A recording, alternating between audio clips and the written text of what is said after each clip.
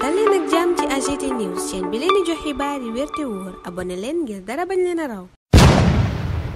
AGT News. Bismillah daleen ak jàmm ci AGT News tous à la dik maanaam ñépp dik Sud Quotidien nii la waxee ci xëtam gu njëkk yëgalee ñu noona ni gannaaw rapportu fond Covid bi tax ñu baree bari ñu teg leen loxo te dig di amal enquête ba rapportu Cour des comptes bi yëngaloon Sénégal fan yi itam yéenekaay bi ne parquet judiciaire financier jébbal na ko dik journal bi ne ñàkkul nag ñu ngi jëmit ci yeneeni xeeti teg loxo Le Quotidien ne justice bi kay fi mu ne ci temps wu nit ñi lay dox reddition des comptes bi yéenekaay ba ne ma ngay defi jéego rapportu Cour des comptes bi it booba lépp journal yëgal ñu ne parquet judiciaire financier jébbal na ko enquêteur yi dik rapport fond Covid bi moom journal bi ne gaayeen ca teg loxo ñi ngi diggante consignation retour de parquet maanaam ñenn ñaa ngay joxe xaalis ñeneen ña ñàkkul ña ngay lijjanti point actu ne moom kay chèque yàlla gaaya génnee ngir mucc ci kaso Alimatu Sadia Gueye daaju ministère des sports Mamadou Ngom ñaa ak Baba Amdi yéenekaay bi ne ñoom ñépp joxe nañu xaalis ngir moom seen bopp l'observateur ne maa leen di wax la xew ca bureau juge ba démb ci ngoon journal bi ne Baba Amdi ki avocat am àndoon nañu weddi téeméeri million fukk yi nu ko doon toppee journal bi ne ñaari millions yi des nag moo ko naroon a dugal ni rubba waaye mujjee naa joxe lan ko doon laaj ba moom boppam kaawu Tange Tandian nag booba lépp journal ne cas particulier la ndax moom def nañ ko ci contrôle judiciaire te joxewul dërëm bu gën a ndaw journal bi ne waaye nag loola teewul inculpé nañ ko ngir détournement de deniers publics faux en écriture privée Mamadou Ngom ñaa Alimatu Sadia Gueye ak ñeneen journal bi ne koppar yu baree bari la ñu génnee ngir am liberté maanaam moom seen bopp ñeneen ña ñuy topp ci fond Covid yooye l'observateur ne buñ joxee xaalis ñibbi buñ ko joxe wut dem kaso ñu bari ca ñoom nag yaakaar nañu am liberté provisoire fii ak waxtu yi ñu dëgmal Les Échos ne moom kay cautionnement à tout va ci la ñu ne gaa yaa ngay ñuqi xaalis di joxe ngir fay la ñu jàpp ne dañu koo dërëx ci koppari Covid bi beneen procédure nag journal bi ne moom la ñu nar a ubbiwaat aux fonctionnaires financiers ak ministre yo woon yéenekaay bi ne ñu ngi ci danger bu rëy point actu mel ni kuy dëggal ne gaa yi buñ noppee ci ñii ca ministre yo woon lañ jëm booba lépp journal di fàttalee noona ne ministre de la justice xamle woon na ne ay ancien ministre ay directeurs généraux ki comptable ki gestionnaire ñoom ñépp visé nañu leen ci koppari Covid booba source a ne koppar gu bari wal na démb ñañu topp ca fond Covid ba doon remboursé ngir bañ a dem kaso waaye Aliou Sow daaju ministère en charge du développement communautaire yoor bi ne xaalis ba nu koy toppee bari na journal bi ne tempête judiciaire bii ñuy dund sax daa mel ni moo ne ca xol ba ndax moom lañu koy tuumal mooy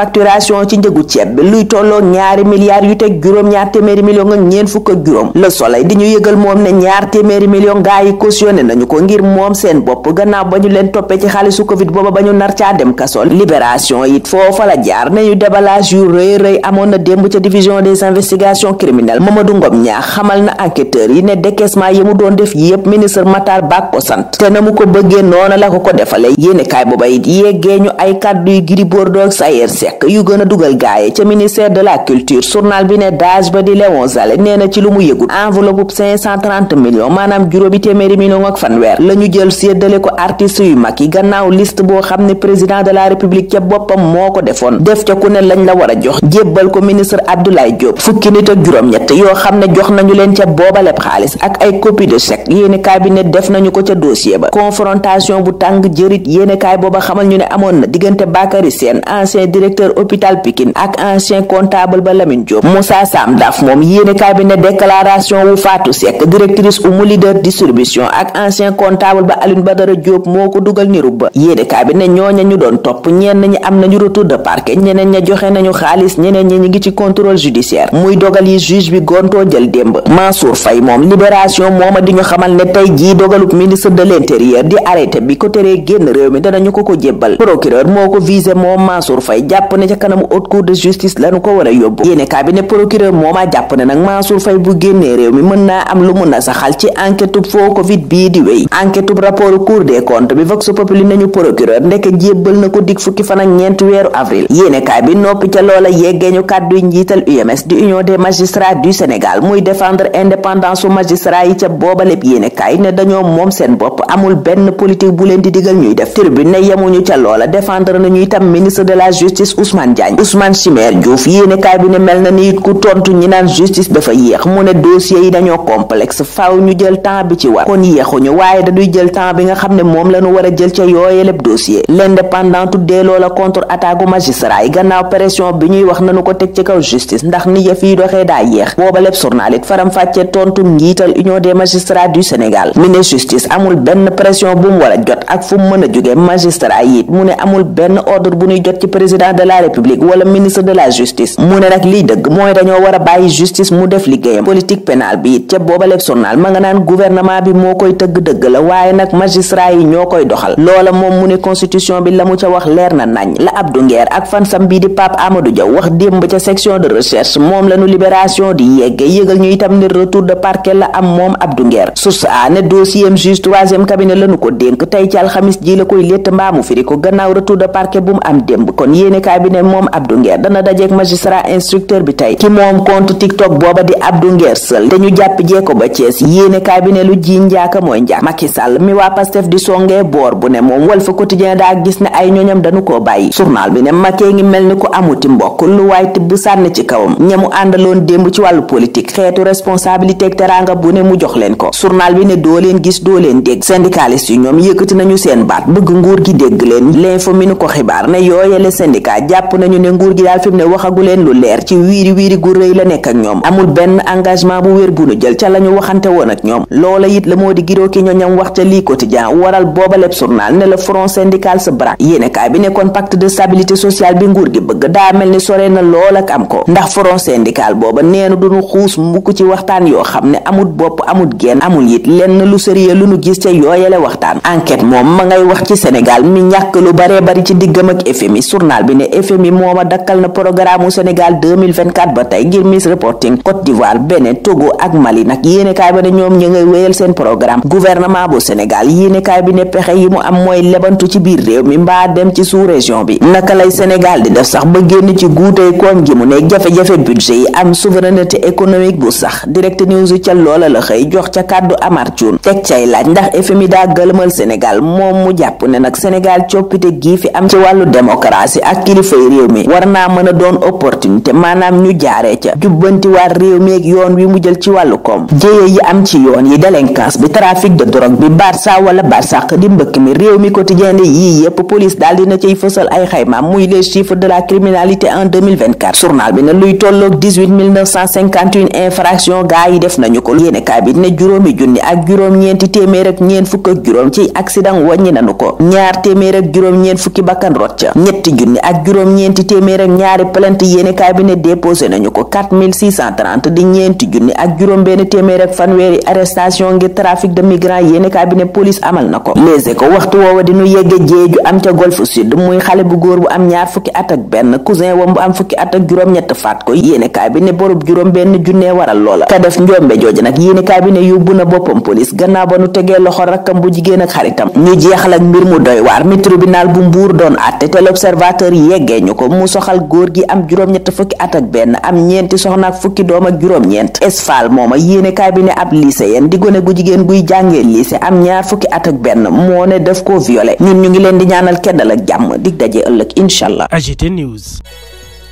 nga ni sa karaw dafay wow di ruus wala nga bëgg tàggoo ak leel cosmétique bio by Carinature indil na la crème 100% bio ñu defari ko ak ay produits yu naturel façon karaw bu nekk mën na ko utiliser yow mi ci bëgg nag wooteel gaaw ci 77 588 94 80 wala nga woote ci 76 776 85 96 ak Carinature daal problème karaw jeex na ci mim réew.